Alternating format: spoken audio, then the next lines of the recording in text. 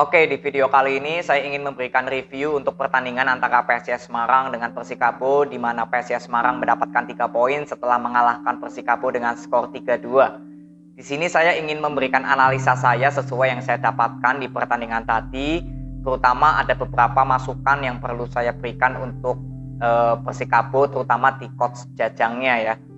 Dan saya ingin bahas dulu dari line up yang diturunkan, karena ini cukup menarik saya melihat line up dari PSIS Semarang. Di sini TSM Marukawa diberikan tugas menjadi false nine, yang artinya diberikan kebebasan untuk melakukan pergerakan. Ya, jadi boleh ke kanan, boleh ke kiri, bahkan membantu serangan dari tengah pun bisa. Jadi ini tugas baru dari TSM Marukawa di pertandingan tadi. Sedangkan untuk Persikabo Bogor tetap sama, di sini Tomoki dengan Dibal bermain di tengah, lalu Luki di kanan, Rian Kurnia di kiri, lalu Yandi dan juga Gustavo di depan. Jadi kalau boleh saya katakan dari formasi yang diturunkan kedua tim ini sama-sama bagusnya, pemain-pemain yang diturunkan juga sama-sama kuatnya.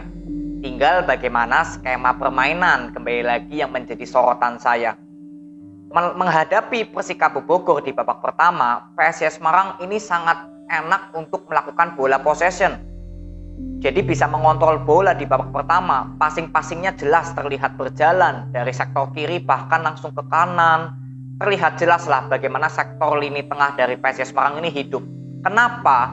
Karena Persikabo saya melihat tidak ada yang melakukan pressing ketika para pemain dari PSIS Semarang mendapatkan bola. Padahal kita lihat di sini Persikabo kan memakai 2 pemain depan ya. Paling enggak 2 pemain depan ini bisa memberikan pressing dulu ke area pertahanan dari PSIS Semarang ketika mengontrol bola. Tapi ini juga nggak terlihat. Makanya ketika PSIS Semarang masuk ke area tengah dari Persikabo, pemain tengah seperti Tomoki dan Bruno Dibal ini juga kewalahan membendung aliran bola yang datang dari PSIS Semarang. Karena 2 pemain tengah menahan 4 pemain tengah dari PSIS Semarang tentunya kewalahan. Ini merupakan minus ketika bermain formasi 4-4-2, tapi musuh ini bisa mengendalikan bola possession.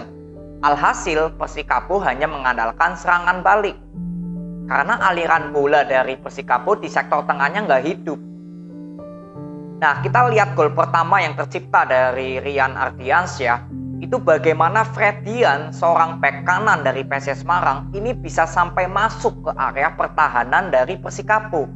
Artinya kan seorang bek bisa masuk ke depan ke area akhirnya Persikabo. Ini membuktikan bagaimana adanya kekosongan dari sektor sayap maupun tengah dari Persikabo. Makanya Fredian berhasil melakukan assist kepada Rian dan terjadi gol. Itu melalui skema bola hidup, melalui skema permainan yang cukup baik. Proses gol dari Rian Ardiansyah. Dan Fredian juga beberapa kali terlihat sangat enak untuk melakukan intercept ke depan tanpa ada yang membayangi. Lalu gol kedua tercipta, itu kembali lagi terlihat bagaimana para pemain dari Persikabo di sektor tengah tidak ada yang menutupi TSM Marukawa sebelum mengirimkan umpan ke Rian. Itu terlihat jelas bahwa kekosongan ini terjadi di para pemain tengahnya Persikabo. Makanya sektor lini pertahanan dari Persikabo ini sangat kewalahan. Apalagi Lukau ya dan juga Wahyu ini sangat kewalahan karena ditambah TSM Marukawa diberikan ruang bebas untuk melakukan pergerakan. Jadi gol yang tercipta dari Rian Ardiansyah gol kedua itu cukup bagus, mendapatkan umpan dari TC, dikontrol lalu dibawa sedikit dan shoot ke tiang kanannya pojok dari Fadil. Itu terlihat jelas 2 gol yang tercipta karena adanya kekosongan dari para pemain Persikabo dan juga tidak adanya pressing yang dilakukan oleh para pemain Persikabo. Nah, gol ketiga dari Persikabo, gol pertama ya dari Persikabo itu boleh dibilang melalui skema yang cukup baik juga. Bagaimana Luki mengirimkan umpan kepada Yandi. Itu merupakan kelebihan ketika memang bermain 4-4-2, lalu pemain sayap dari Persikabo yang harus aktif bisa mengalirkan bola sehingga bisa memberikan umpan-umpan yang enak kepada target man mereka karena memakai formasi 4-4-2. Jadi Gustavo dan Yandi ini membutuhkan support untuk bola-bola tinggi dari pemain sayap. Makanya gol yang tercipta dari Persikabo di 2 pertandingan ini itu hampir semuanya melalui sektor lini sayap, bukan dari tengah. Nah, ketika Rian Kurnia diganti oleh Roni Sugeng, di sini saya juga berpikir bahwa sektor lini sayap dari Persikabo Bogor ini akan seperti apa ketika Roni Sugeng bermain, justru Rian Kurnia diganti, karena Rian Kurnia ini kan posisinya sebagai sayap kiri, sedangkan Roni Sugeng ini sebagai gelandang serang atau pemain tengah. Alhasil kita masuklah ke babak kedua.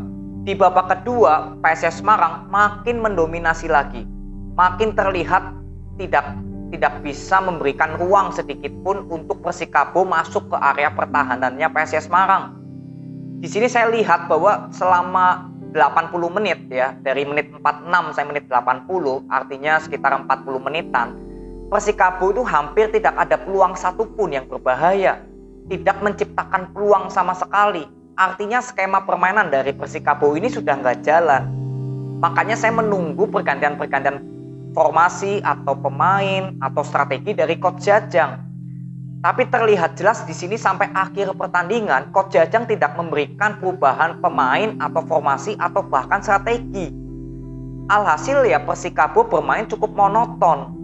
Passing-passingnya selalu kandas. Bagaimana hanya mengandalkan sektor lini depan, ketika bola sudah sampai ke depan berharap Yandi atau Gustavo bisa mencetak gol.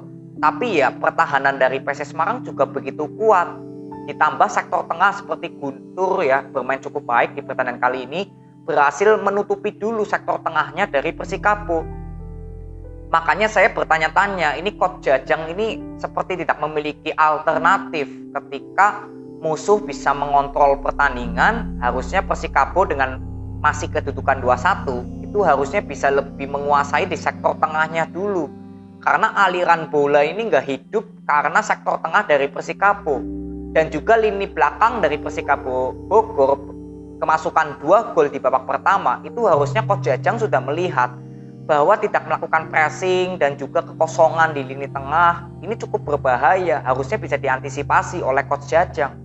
Tapi saya nggak melihat sama sekali di pertandingan kali ini. Justru Coach Jajang hanya bermain monoton aja, seperti ya mengandalkan skill individu aja dari para pemainnya. Makanya Gustavo dan Yandi tetap dimainkan bersamaan di lini depan. Jadi terlihat selama 40 menit tidak ada satu peluang pun yang tercipta dari Persikabo.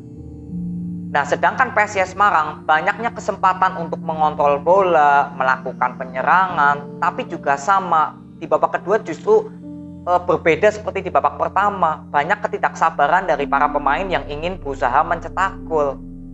Dari Wawan yang melakukan shoot padahal Rian posisinya kosong, lalu Rahmat yang bermain di babak kedua menggantikan Wawan juga bermainnya sedikit individualis. Taisei juga beberapa kali mendapatkan peluang kosong tapi nggak diberikan bola. Ini yang saya lihat di babak kedua bahwa pemain PSIS Semarang harusnya bisa lebih efektif lagi mendapatkan kesempatan untuk menciptakan gol. Karena terbukti Persikabo ketika mendapatkan satu peluang dari sektor kiri, passing ke tengah, lalu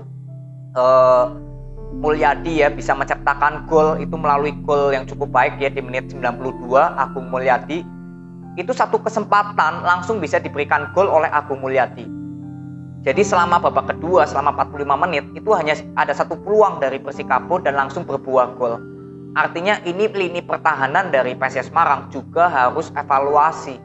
Karena 2 gol yang tercipta dengan skema permainan yang dikuasai oleh PSIS Semarang, ini PSIS Semarang tetap kemasukan. Jadi inilah yang saya bilang beberapa kali, di luar dari kemenangan PSIS Semarang harus bisa mencari pelatih yang berkualitas. Atau minimal mendapatkan pelatih secepat mungkin. Karena sektor depannya ini sudah cukup baik ya. Rian Ardiansyah menciptakan hat-trick. Tapi dengan menguasai bola possession, menguasai bola pertandingan, tapi PSIS Semarang tetap kemasukan 2. Ini artinya ada tanda tanya di sektor pertahanan atau sektor tengah dari PSIS Semarang. Makanya di luar dari hasil kemenangan ini juga perlu dievaluasi. Tetap menurut saya PSIS Semarang harus bisa mencari pelatih yang bisa memberikan pola permainan yang cukup baik. Karena di pertandingan kali ini jujur saya nggak bisa menilai apakah skema permainan dari PSIS Semarang ini sudah baik atau belum. Karena Persikabo terlihat tidak ada skema yang cukup baik dari Coach Jajang. Tidak ada pressing, skema saat melakukan penyerangan juga monoton. Makanya saya bertanya-tanya apakah Coach Jajang ini bisa dipertahankan secara terus-menerus oleh Persikabo jika kondisi timnya jika mengalami pressure ya atau tekanan dari musuh tidak memiliki jalan keluar atau tidak memiliki strategi lain bagaimana cara mengcounter strateginya musuh. Ini saya nggak melihat sama sekali di pertandingan kali ini walaupun kemarin menang atas Borneo 3-2. Tapi ya kita lihat konsistensi itu lebih penting dibandingkan hanya menang satu pertandingan tapi sisanya kalah imbang. Yang diperlukan ini konsistensi dan itu perlu sekali skema permainan dan juga strategi yang cukup baik dilakukan oleh para pelatih dari kedua tim. Tapi inilah yang saya bisa dapatkan bahwa sektor lini tengah dari Persikabo ketika tidak melakukan pressing lalu memakai formasi 4-4-2, lini tengah cukup kosong dari Persikabo dan PSIS Semarang walaupun mendapatkan hasil kemenangan 3 gol tapi tetap kemasukan 2 dan harusnya masih ada penyerangan-penyerangan dari para pemain PSIS Semarang yang bisa dimanfaatkan lebih efektif ya, jadi nggak membuang kesempatan emas untuk peluang yang tercipta di depan mata. Ini yang saya bisa ambil dari pertandingan tadi. Semoga ini bisa bermanfaat dan bisa menjadikan evaluasi. Jadi untuk PSIS Semarang selamat mendapatkan 3 poin dan untuk Persikabo tetap semangat. Next match-nya PSIS Semarang akan bertemu dengan Persita Tangerang, lalu Persikabo akan bertemu dengan PSS Sleman. Ini akan seru karena PSS Sleman secara skema permainannya sudah cukup baik. Ya, jadi kita akan sama-sama melihat di pertandingan besok dan kita sama-sama cermati bagaimana strategi dan juga skema permainan dari kedua tim. Ini aja video yang saya bisa bagikan. Terima kasih yang sudah nonton sampai akhir. Respect buat kalian. Nanti kita ketemu di video berikutnya. See you.